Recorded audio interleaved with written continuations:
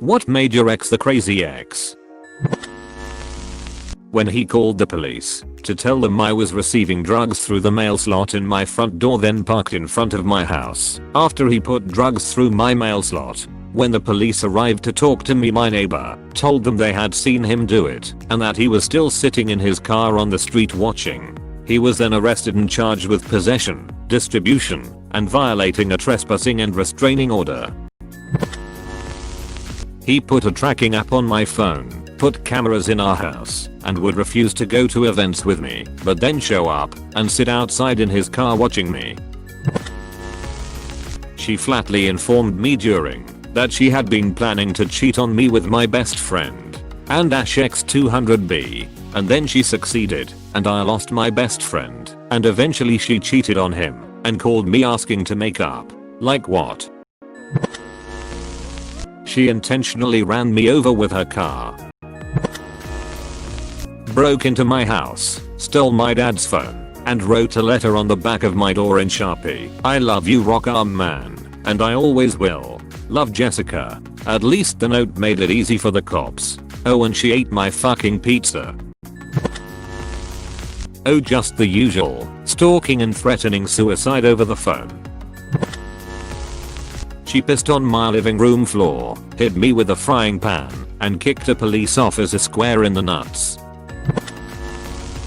Wanted me to start a poly relationship with him and the gal he cheated on me with after I initiated the divorce. Got raging drunk when he thought she was cheating on him and tried to leave her place with our kids in the car. How I learned to appreciate the GF. She stopped him and called me. Told my first post-divorce BF a whopper of a tale about why our marriage ended with me being portrayed as the one who cheated on him with another couple. Oh, so many things, standard abusive relationship stuff, but the thing that's most shocking to people is, after I broke up with him, he called me constantly and threatened suicide if I didn't talk to him, and he would cut himself and drink his own blood while on the phone with me. He said his ex had passed away from breast cancer, but that to save him from hurt, she'd broken up with him under the guise that she'd gotten drunk and slept with another guy. Nope. She definitely cheated, and she was very much alive and well. This was just one of the many lies he fed me, but this was an absolute mindfuck. She was verbally, emotionally, financially, and, eventually, physically abusive. She used to threaten to call the police and say I raped her or to get me deported before I was a citizen. Went to counseling because she insisted the problems were all on my side, and after 2 sessions the counselor called me privately and told me to get out as soon as possible. She grabbed the steering wheel while we were driving down the highway. He sent messages about what an awful person I'm to all my friends, and to my mother. The one to my mom also included a suicide note. He also sent me a picture of him setting fire to a stuffed animal that was supposed to symbolize our happy years. After telling him I wanted nothing to do with his drama, he got some of his friends to text and call me non-stop for nearly a full week. Apparently if I responded they were to convince me I was the dramatic one. He and his friends also would pop in randomly to my place of work after that, leaving BS complaints with management. Half the time they'd be ignored. B/C they'd make a complaint without making sure I worked that day. The lol. Was pretty uncomfortable that these LGBT+ activist folks basically forced me to out myself at work, to explain to my bosses what was going on. Took a new phone number, new apartment, and new job to finally shake him off my back. She tried to sacrifice me to a god of the sea so she could have a child. When I was 20 I had been living with my best mate for 18 months and her BF, who turned out to be a horrendous slob, moved in and packed the house full of *STUFF*. He was 30 and in a bit of a rough spot between jobs because he got caught stoned at work. I've no bother with stoners, but he worked on a high-reach forklift in our city's busiest warehouse. Think 4 acres of floor space, 12 meters high, racking with 24-hour shifts and a couple dozen forklifts constantly running.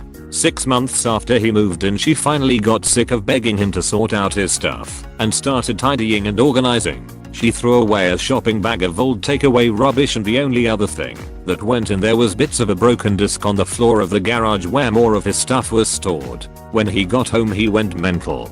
We had a handful of friends around, and he stormed in and threw a munched up rental PlayStation game case on the table and screamed at her in front of everyone about how he hadn't finished the game and how he couldn't return it to the rental store now, and she had no right to touch his stuff.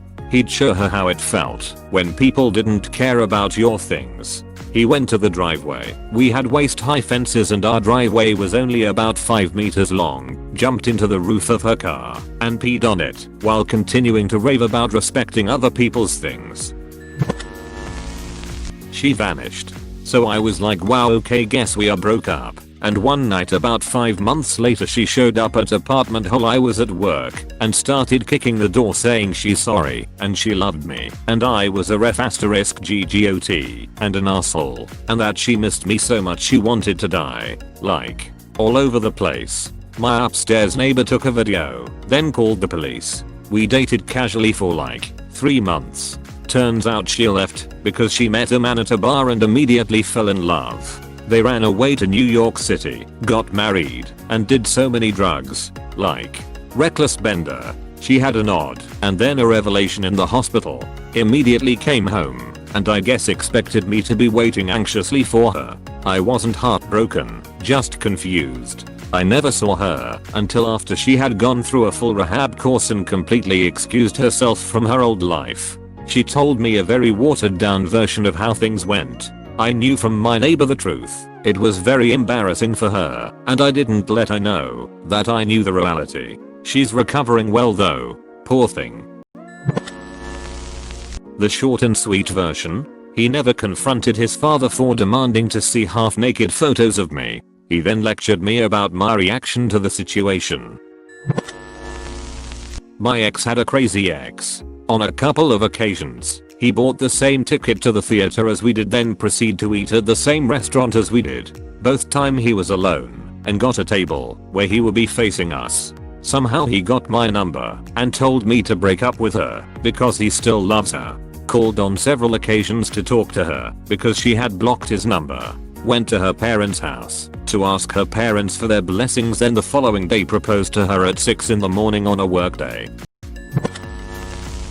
She was scared of a van parked outside her apt window and there men inside the van that were surveilling her. So for her protection she brought a male friend over and sucked his dick. The next morning was Valentine's Day. She went on to blow up my phone from a blocked number for the next 6 months. Oh, I hate the Catholic Church. Yeah? Why? They killed my husband. You were married? During the Crusades.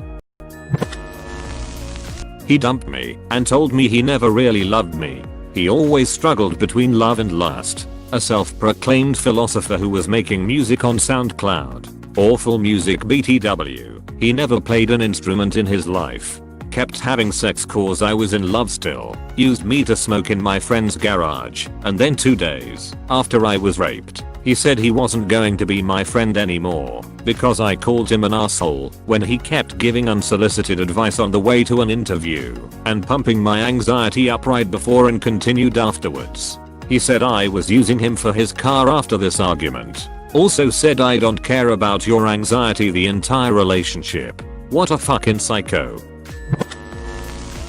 Oh, I don't know. Probably being crazy with a mild condition of stealing my entire supply of canned beans like bitch. Those expired years ago.